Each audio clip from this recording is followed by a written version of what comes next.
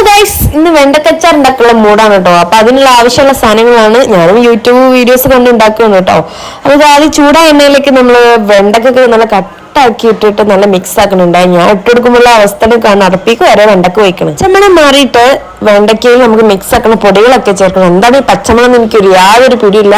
അങ്ങനെ പൊടികളൊക്കെ ഇട്ട് അത് വീണ്ടും നല്ല മിക്സ് ആക്കി ഒന്ന് അടച്ചു വെക്കണം. എന്തിനാണ്? ഇതൊന്ന് വേവേറി വരാനാണ്. അങ്ങനെ വെന്തതിന് ശേഷം നമ്മൾ അതിലേക്ക് പുളിയുടെ വെള്ളം, പുളി ചൂടുവെള്ളത്തിലൊക്കെ ഇട്ട് സെറ്റാക്കിയതാണ്. അപ്പൊ ആ വെള്ളം ഇട്ട് കൊടുക്കുക, അതും മിക്സ് ആക്കുക, വീണ്ടും അടിച്ചു വെക്കുക. എന്നിട്ട് ഈ ഒരു രൂപമാണ്. അപ്പോഴാണ് ഞാൻ ഉപ്പിട്ടെടുത്തത്. ഉപ്പിട്ടെടുക്കാൻ ആദ്യം മറന്നതാണ് കേട്ടോ. അങ്ങനെ ഉണ്ടാക്കുമ്പോ ആദ്യം ഇട്ടോളി.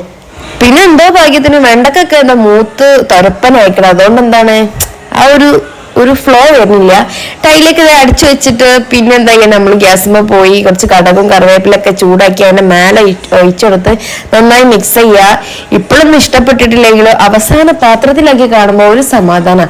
അപ്പൊ നമുക്ക് ഇത്രേ ഉള്ളൂ വീഡിയോ. അപ്പൊ ടാറ്റാ, ബൈ, സീ യു. നിങ്ങളും ഇതേപോലൊക്കെ ഒന്ന് ട്രൈ ചെയ്യണേ. ടാറ്റാ.